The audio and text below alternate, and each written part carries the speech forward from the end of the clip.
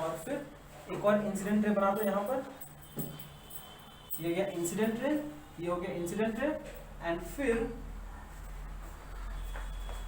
Reflected को पीछे produce करो, यहाँ से मतलब ये गया इधर से, ये गया इधर से, और फिर ये दोनों रेस को इधर ला दो, ये रिफ्लेक्टेड है और ये रिफ्लेक्टेड ऐसे हो गया, ठीक है, ये हो गया रे डायग्राम इसका। अब नोटिस करो ये जो इमेज I1 डैश फॉर्म हुआ है इस तरफ, ये मिरर M डैश का पॉलिश्ड सरफेस की तरफ है, मतलब ये कोई रोल नहीं प्ले करेगा, पर जो मिरर M है वो क्या हुआ, वो ये पॉइंट मिरर M का रिफ्लेक्टिंग सरफेस की तरफ फेस कर रहा है, मतलब कि this image due to mirror M dash will behave as an object for mirror M। तो फिर से बना दो, ये डिस्टेंस कितना है, ये डिस्टेंस है 15, यहाँ भी 15 होगा, 15 मतलब यहाँ के आसपास कहीं होगा, ये जो इसका बनेगा वो होगा I2 डैश। अब आपको इमेज बनाना, इमेज बना दो, क्यों, कैसे बनाओगे, देखो ना, ये इमेज है, ये रिफ्लेक्टेड, ये इंसिडेंट रे है, ये ऑब्जेक्ट है, ये इंसिडेंट रेज है, तो बना दीजिए इसको भी फिर से ऐसे, ज्वाइन कर दो इनको, बस ज्वाइन कर दो बस इसको, ये ज्वाइन हो जाएगा ऐसे, ये ज्वाइन हो गया ऐसे, एंड फिर आप चाहो तो इसको ऐसे ही प्रोड्यूस कर दो, इधर प्रोड्यूस कर दो, ये क्या ऐसे, ये क्या ऐसे, ये हो गया रिफ्लेक्टेड, ये हो गया रिफ्लेक्टेड, हो गया, समझ में आया, इजी, ये हो गया रे डायग्राम आपका, ठीक है। एंड फिर से सेम कहानी वही दोहराया जाएगा फिर से कि ये इमेज I2 डैश है, वो मिरर M का पॉलिश्ड सरफेस की तरफ लाई कर रहा है, मतलब ये कोई इमेज नहीं फॉर्म करेगा इसके लिए, पर ये पॉइंट इस मिरर M डैश का रिफ्लेक्टिंग सरफेस की तरफ है, तो ये फिर से इमेज फॉर्म करेगा, जिसका रे डायग्राम बनाने के लिए ये मान लीजिए कितना डिस्टेंस है, ये अगर डिस्टेंस 26 पर है, यहाँ से भी 26 के आसपास का यहाँ पर होगा, यहाँ पर कहीं फॉर्म होगा, और ये जो इमेज फॉर्म होगा वो होगा मेरा I3 डैश, ठीक है। I3 डैश क्यों, क्योंकि ऑरिजिन M डैश से स्टार्ट हुआ, इसलिए डैश नाम दिया है, तो बस वही है। यहाँ से भी अगर आपको बनाना था अच्छे से, ये रहा ऐसे इधर जाएगा, ये उधर जाएगा, पता नहीं है, कोई भरोसा नहीं है इसका, ये आ जाएगा यहाँ से, अगर ये मान लेते हैं यहाँ पर आके अगर इंटरसेक्ट करता, अगर ये मेरा प्लेन मिरर होता है ऐसे, तो हमको यहाँ से बनाना पड़ता है इसको ऐसे, और ये मेरा रिफ्लेक्टर ऐसे होता, ठीक है, ये ऐसे होता है, ऐसे, समझ में आया, ऐसे काम कर रहा है। एंड सिमिलरली हम लोग सेम चीज बना सकते थे नंबर ऑफ इमेजेस, इसके लिए भी अगर हम स्टार्टिंग n से करते हैं, इसका इमेज यहाँ पे कहीं फॉर्म होता, इसको हम I1 नाम देते हैं, और ये इमेज मेरा फिर से इसके फॉर्म करते हैं, यहाँ से यहाँ पे फॉर्म होता मेरा, ये होता मेरा, यहाँ पे फॉर्म होता, ये होता मेरा I2। अब ये point I2 will again act as an object for the mirror M, क्योंकि इसका रिफ्लेक्टिंग सरफेस को फेस कर रहा है, ये डिस्टेंस और ये डिस्टेंस, फिर से यहाँ पे फॉर्म होता है इसका इमेज, इसको बोलते हैं I3, और फिर ये I3, इसको तो भूल जाओ, मिरर M डैश का रिफ्लेक्टिंग सरफेस की तरफ है, तो ये फिर से इसको फॉर्म करेगा यहाँ से, इतना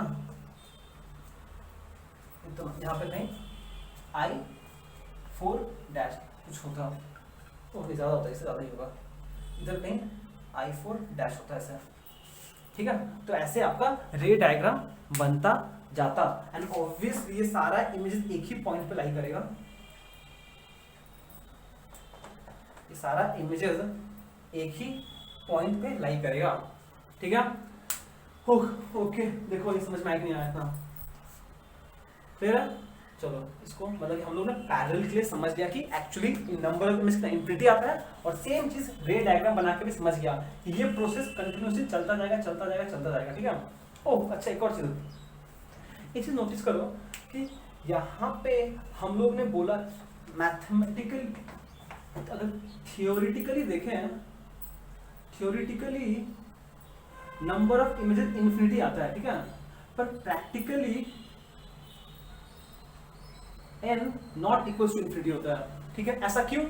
ऐसा इसलिए क्योंकि देखिए ये रेज ऑफ लाइट जब यहाँ से शुरू हुआ है, यहाँ पे एक बार रिफ्लेक्शन हुआ, यहाँ पे एक बार रिफ्लेक्शन हुआ, यहाँ पर एक बार रिफ्लेक्शन हुआ, मतलब कि जब भी हर बार रिफ्लेक्शन हो रहा है तो यहाँ पे जो लाइट है, some light will be absorbed, ठीक है। सिमिलरली यहां भी जब रिफ्लेक्शन हुआ, some light will be absorbed,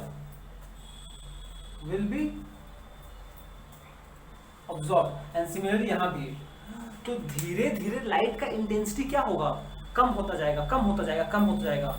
मतलब कि यहाँ से स्टार्ट करने समय अगर लाइट का इंटेंसिटी 100% था, यहाँ पर रिफ्लेक्शन हो गया मान लो 95% हो गया, फिर से रिफ्लेक्शन होने के बाद यहाँ से रिफ्लेक्शन हुआ, फिर से 90% हो गया, फिर से जब यहाँ से रिफ्लेक्शन होगा फिर से 85% हो जाएगा। मतलब धीरे धीरे करते करते लाइट का इंटेंसिटी कम होता जाएगा, कम होता जाएगा। तो एक समय क्या आएगा जब लाइट का इंटेंसिटी 0 हो जाएगा, मतलब कि वो कोई इमेज फॉर्म करेगा ही नहीं। इसीलिए हम लोग बोलते हैं कि theoretically infinity number of images form करेगा, थियोरिटिकली, पर प्रैक्टिकली इन्फिनिटी नहीं करता है। Large number of images form करेगा, large number of images form करेगा, पर इन्फिनिटी नहीं करेगा। ठीक है, समझ में आया अपना? चलो ठीक है, ये हो गया क्लियर। तो इसको हम मिटा देंगे और यहाँ पे एक ब्लैंक स्पेस आएगा, एक्सप्लेनेशन लिखा रहेगा। एक बार आप उसको पढ़ लेना, पॉज करके एक बार पढ़ लेना उस एक्सप्लेनेशन को, ठीक है। इसको मिटा के वो आ जाएगा, ठीक है। चलो ओके, तो देखो आपको बोर्ड पे दिख रहा होगा एक्सप्लेनेशन, इसको पॉज करके आप कॉपी कर लो अच्छे से, ठीक है।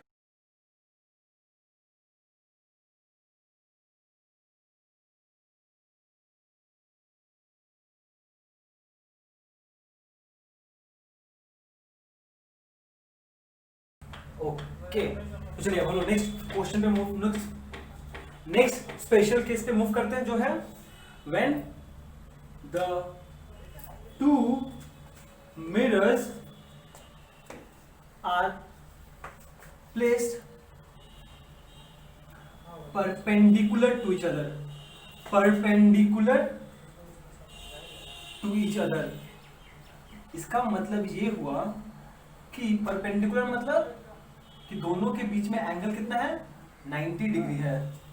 That is theta is equal to 90 degree, which implies number of images formed कितना होगा, number of images formed कितना होगा, n is equals to 360 by 90 minus 1 which is equals to ये cancel, 360 by 9 4 minus 1 which is equals to 3, and since n odd है तो acceptable है।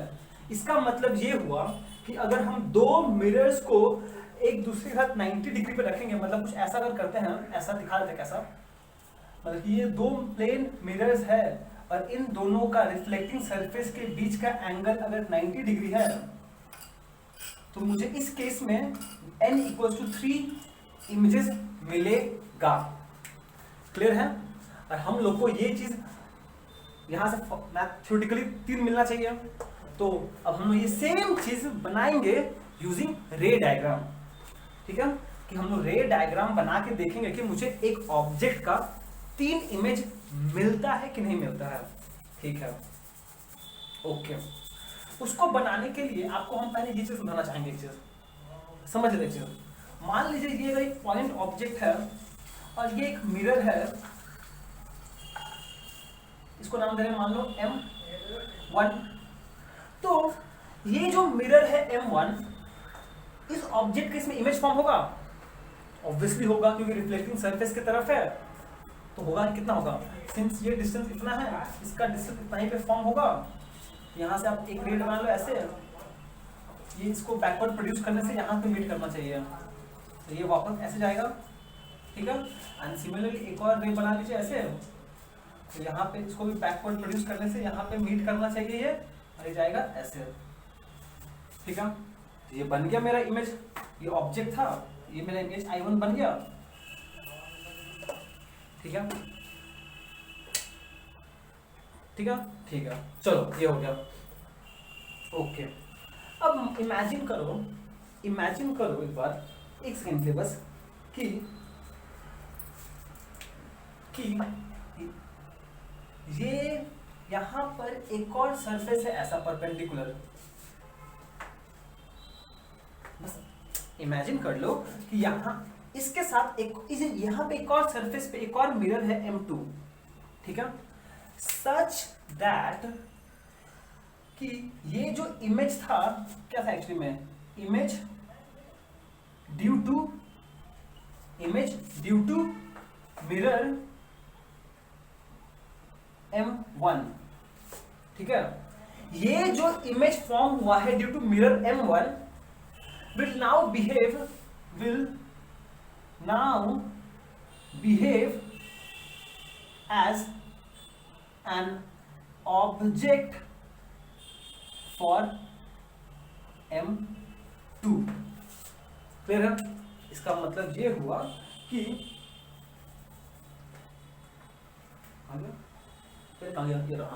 इसका मतलब ये हुआ कि ये जो मेरा इमेज है will now behave as an object for mirror M2, ठीक है, मतलब ये मिरर ऐसा कुछ होगा ना, ऐसे कहीं, ठीक है, तो ये ऑब्जेक्ट का इस मिरर में इमेज फॉर्म करना है, कैसे फॉर्म होगा, इसका जितना डिस्टेंस है ये कितना, इतना है, इतना, यहाँ पे भी इमेज फॉर्म होगा, इसको हम I2 बोल रहे हैं, ठीक है, और इसका रे डायग्राम क्या है, मान लो यहाँ से एक रे आया है, बस इसको ज्वाइन कर दो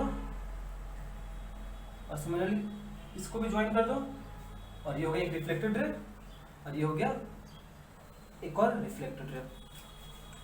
तो ऐसे आपका एक इमेज बन गया, एक और इमेज बन गया, ठीक है। अब एक और बनाना है क्योंकि हम लोग को पता है कि 3 इमेज होगा। सिमिलरली आप देखो ना, बोल सकते हो कि ये जो ऑब्जेक्ट है वो क्या होगा, अब क्या करें हम तो इसका ये नाम, ये जो पॉइंट है ना इस मिरर के लिए काम करेगा क्योंकि पॉलिश सरफेस की तरफ है, और ना ही इस मिरर के लिए काम करेगा, क्यों, क्योंकि ये जो पॉइंट है इस मिरर का पॉलिश सरफेस की तरफ है, और ये तो पॉलिश सरफेस है ना, एंड ये जो पॉइंट है इस मिरर M1 और M2 दोनों के लिए पॉलिश सरफेस की तरफ है, मतलब ये इमेज नहीं फॉर्म कर सकता है। पर नोटिस करो यहाँ से हम डेट लाइन बना सकते हैं ना, ये तो बन गया इमेज, ये हो गया I3। ये ऑब्जेक्ट इसमें तो अपना इमेज फॉर्म कर सकता है I3। देखो आपको 3 इमेज मिल गया, कब, जब 2 प्लेन मिरर्स है एट 90 डिग्री। समझ में आया? अभी रे डायग्राम बनाए नहीं है, बनाएंगे भी अच्छे से, पर हम एक आपको रफ आइडिया दे दिए कैसे काम हो रहा है कि ये एक ऑब्जेक्ट है, एक इमेज यहाँ फॉर्म हो रहा है इस मिरर में, एक इमेज यहाँ फॉर्म हो रहा है इस मिरर में, और एक में ये फॉर्म कर रहा है या फिर ये मिरर के वजह से फॉर्म कर रहा है, कोई भी ले सकते हो आप, प्रॉब्लम नहीं है, ठीक है, समझ में आया? ओके, इसको मिटाते हैं हम लोग। अब अच्छे से इसका रे डायग्राम बना के समझते हैं कि 3 इमेज कैसे मिल रहा है। ओके चलो पूरा अच्छे से इसको समझते हैं हम लोग। एक सेकंड, इसको बंद कर देना, हम बंद कर दिया। अच्छा क्या है, मेरे पास 2 परपेंडिकुलर प्लेन मिरर्स है, एक अच्छे से बनाएंगे हम लोग, आप भी अच्छे से बना रहे डायग्राम, और ये प्लेन मिरर है इधर। ये 2 प्लेन मिरर्स ऐसे अरेंज है such that they are perpendicular to each other, ठीक है। इस मिरर को हम नाम दे रहे हैं M1, इस मिरर को नाम दे रहे हैं M2, ठीक है। और इसको क्या नाम दे, M नाम दे रहे हैं इसको, M1 एक मिरर है, M2 एक मिरर है, सच दैट दोनों के बीच का एंगल 90 डिग्री है, ठीक है। और यहाँ पर हम लोग एक पॉइंट ऑब्जेक्ट O अज्यूम कर ले रहे हैं जिसका इमेज फॉर्म करना है। तो नोटिस कीजिए पहला बात कि ये जो पॉइंट ऑब्जेक्ट O है वो मिरर M1 का भी रिफ्लेक्टिंग सरफेस की तरफ लाई कर रहा है एंड मिरर M2 का रिफ्लेक्टिंग सरफेस की तरफ भी लाई कर रहा है। मतलब कि ये पॉइंट ऑब्जेक्ट का इमेज मिरर M1 भी फॉर्म करेगा और M2 भी फॉर्म करेगा। क्यों? क्योंकि ये पॉइंट ऑब्जेक्ट मिरर M1 का रिफ्लेक्टिंग सरफेस के तरफ फेस कर रहा है और मिरर M2 का रिफ्लेक्टिंग सरफेस को भी फेस कर रहा है। क्लियर है? क्लियर है। तो पहले हम लोग इसके लिए बनाते हैं। तो इसका बनाने के लिए क्या करना पड़ेगा? इसका डिस्टेंस है 20, कितना है 24। यहाँ से भी 24 डिस्टेंस पे होगा, सेम लाइन पे यहाँ पे कहीं फॉर्म होगा। एग्जैक्टली तो नहीं पता पर यहाँ पे कहीं फॉर्म होगा। ठीक है, ये हो गया, इसका नाम दे रहे हम I1। एंड ऑब्वियसली क्या वर्चुअल इमेज है, वर्चुअल इमेज ही तो फॉर्म होगा। ठीक है, देखिए कैसे। अब रे डायग्राम आता है। रे डायग्राम बनाना कोई बहुत बड़ा बात नहीं है। ये एक इंसिडेंट रे हुआ, सिमिलरली ये एक इंसिडेंट रे बना दे रहे हैं ऐसा, और ये दोनों इंसिडेंट रे के लिए मुझे रिफ्लेक्टेड रे बनाना है। हम लोग बैक कैलकुलेशन कर लेते हैं। सिंस ये इमेज है तो जो रिफ्लेक्टेड रे जो भी होगा एज इफ यहां से डाइवर्ज करेगा, एज इफ यहां से डाइवर्ज करेगा। तो ये हो गया आपका, अगर आप इसको पीछे प्रोड्यूस कर दो तो यहाँ पे मीट करेगा, एंड अगर इसको आगे प्रोड्यूस कर दो, अगर हम इसको आगे प्रोड्यूस कर दें, बहुत लंबा बन रहा है क्या, गड़बड़ हुआ है क्या, एक सेकेंड।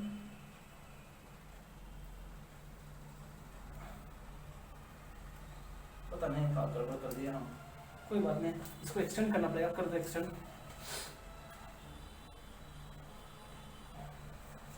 तो इसको पीछे प्रोड्यूस अगर करें हम ऐसे, तो ये जाएगा इस तरह से, ये जाएगा, अभी नहीं मीट किया, और मीट कर जाएगा ऐसे, ये हो गया ऐसे मीट कर जाएगा यहाँ पर। ठीक है, चलो ये हो गया मेरा यहाँ पर, ये मेरा रिफ्लेक्टेड रे हुआ इसके लिए। एंड सिमिलरली अगर हम इसके लिए भी रिफ्लेक्टेड रे बनाना चाहें तो मुझे पता है जो रिफ्लेक्टेड रे होगा वो यहाँ से डाइवर्ज करेगा, क्योंकि इमेज से बैक कैलकुलेशन। और सिमिलरली इसको भी पीछे प्रोड्यूस कर दो ऐसे, इसको भी ऐसे आप पीछे की तरफ प्रोड्यूस कर दो सीधा, ये हो गया रिफ्लेक्टेड रे। तो आपको इस ऑब्जेक्ट का पहला इमेज I1 मिल गया। ठीक है, तो फिर ये हो गया। एंड सिमिलरली फिर से अगर हम ये मिरर को थोड़ा सामने की तरफ अज्यूम कर लें, इस तरफ है, सॉरी, मतलब ये जो वर्चुअल इमेज है will act as a virtual object, object virtual क्योंकि एक्चुअल तो है नहीं, virtual object for mirror M, अरे M2 आ गया, ये M2 है, फॉर मिरर M2। ठीक है, मतलब कि मान लो इसका इमेज कहाँ फॉर्म होगा, ऑब्वियसली परपेंडिकुलर लाइन पे फॉर्म होगा। इतना डिस्टेंस कितना पर है, यहाँ पर है, कितना है ये अराउंड, ये है अराउंड 8 इंच, तो नीचे भी 8 इंच फॉर्म कर दो भैया, यहाँ पे कहीं फॉर्म होगा on the same line, same line, जी हाँ, यहाँ पे एक इमेज फॉर्म होगा ड्यू टू ये जो इमेज है I1 ऑफ ऑब्जेक्ट O, जो वर्चुअल इमेज है, will act as an object for mirror M2, ये वाला मिरर के लिए, ये वाला मिरर के लिए, तो यहाँ पे इमेज फॉर्म होगा। ठीक है, तो एज इफ कि ये इंसिडेंट रेज है और रिफ्लेक्टेड रेज कैसा होगा, उसको ज्वाइन कर दो आप, ये हो गया। अरे यार नहीं बन रहा साफ साफ, फ्री हैंड डायग्राम बनाना यही झमेला है। बन गया बन गया बन गया, हाँ ठीक है ठीक है, एक टेढ़ा बेका हो गया थोड़ा, हाँ मैं समझ गया आप क्या बोल रहे थे। ठीक है, ये इनिशियली एक ऑब्जेक्ट था, रुक जाओ, ये क्या है एक्चुअली में, ये एक वर्चुअल इमेज है, virtual image of object O of object O due to mirror M1, ठीक है, and this will act as a virtual object for the mirror M dash। ठीक है, ये मेरा एक नया इमेज मिल गया I2। ठीक है, अब देखो नोटिस करो आप, ये जो पॉइंट या फिर इमेज फॉर्म हुआ है, ऑब्वियसली ये भी वर्चुअल इमेज ही है, ये भी वर्चुअल इमेज ही है, कोई बात नहीं लिखेगा वर्चुअल इमेज। अब ये जो इमेज फॉर्म हुआ है वो इस मिरर का भी पॉलिश सरफेस की तरफ लाई कर रहा है, एंड इस मिरर का पॉलिश सरफेस की तरफ लाई कर रहा है। मतलब ये कोई इमेज प्रोड्यूस नहीं कर सकता, ये कोई इमेज प्रोड्यूस नहीं कर सकता है। तो क्या ऑप्शन है मेरे पास, मेरे पास एक ही ऑप्शन है कि ये, अच्छा रिफ्लेक्टेड तो बनाए नहीं है, ये क्या रिफ्लेक्टेड रे, ये क्या रिफ्लेक्टेड रे। यहाँ पे अगर आंख रखते हैं हम, आदमी देख सकते हैं यहाँ से, इसको ये ऑब्जेक्ट दिखेगा, ठीक है, तो साफ हो रहा है पर ठीक है, समझ में आया आपको। तो एक और ये हो सकता है कि ये ऑब्जेक्ट फिर से अपना इमेज फॉर्म कर दे इस मिरर में, तो उसके लिए क्या होगा, एक सिंगल सा लाइन बना दो, इंसिडेंट रे नॉर्मली रिफ्लेक्टेड वापस चला जाएगा, इसको पीछे बनाओ तरह से, यहाँ पे ये फॉर्म होगा, ये हो गया आपका फाइनली, ये हो गया I3। तो देखो मैथमेटिकली हम लोगों ने देखा था कि मुझे इस ऑब्जेक्ट का सिर्फ परपेंडिकुलर 3 इमेज मिलना चाहिए, I1, I2, I3। I1 है virtual image of object O due to mirror M dash, और ये इमेज बना ड्यू टू दिस ऑब्जेक्ट, और I3 क्या है, ये है इमेज ऑफ ऑब्जेक्ट O, ये क्या है, virtual image of O due to mirror M to M। बस वही है। तो आपको 1 2 3 इमेज मिल गया जो हम लोगों ने मैथमेटिकली देखा था, ठीक है। तो ये हो गया, क्या किया हम लोगों ने आज सिंपली देखा कि अगर 2 प्लेन पैरेलल मिरर्स है, उसको कॉम्बिनेशन करके एट सर्टेन एंगल हम कोई भी नंबर ऑफ इमेजेस निकाल सकते हैं। पर स्पेशल केस के नाम पर हम लोगों ने सिर्फ 2 केस पढ़ा है, जब दोनों परपेंडिकुलर हो या फिर दोनों पैरेलल हो। जब पैरेलल हो तो infinity large number of images form होगा, एंड जब परपेंडिकुलर हो सिर्फ 3 इमेजेस फॉर्म होगा, और ये ऐसे फॉर्म होगा। एक बार देखो ठीक से इसको, ठीक है, कैसे काम होगा, ठीक है। ओके, तो चलो आज के लिए समाप्त करते हैं। Till then be safe, be joyful, and thank you so much for watching. Have a great day. मतलब जो हमने पहले पढ़ा है ना, मुझे सेटिस्फैक्शन नहीं मिला था, मुझे पता नहीं आपको समझ में आया था कि नहीं आया। अब देखो, अब और आपको आइडिया और अच्छे से क्लियर हो जाएगा, ठीक है। देखो ये ऑब्जेक्ट है, ये एक सिंगल प्लेन मिरर है M1, ये अपना इमेज फॉर्म करेगा, पता है कैसे फॉर्म करेगा, ये डिस्टेंस सेम होगा, रेज ऑफ लाइट आया, बैकवर्ड प्रोड्यूस किया, इमेज फॉर्म किया, ठीक है। ओके, ये एक केस है, इसको अलग रखते हैं। यहाँ पे आइए, अब ये जो मान लीजिए एक ऑब्जेक्ट इमेज ऑब्जेक्ट है I1, और यहाँ पे एक प्लेन मिरर है M2, तो क्या ये इमेज फॉर्म करेगा ऐसे, ये डिस्टेंस बराबर होगा, रेज ऑफ लाइट आया वापस चला गया, ऐसे इमेज फॉर्म होगा I3। ये जो ऑब्जेक्ट है इसके लिए भी एक इमेज फॉर्म होगा, इसको हम बोल रहे हैं I3। डन, ये दोनों समझ में आया, सही है।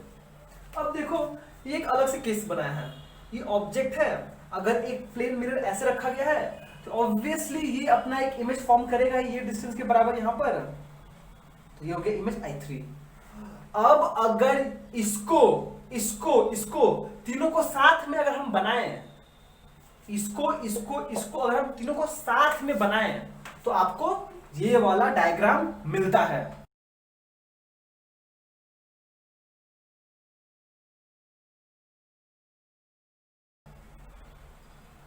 समझ में आया? तो चलिए फिर आज के लिए हम यहीं पे समाप्त करते हैं, और आप लोग प्लीज इसको सोचिएगा, इसको जितना ज्यादा सोचेंगे उतना अच्छा होगा।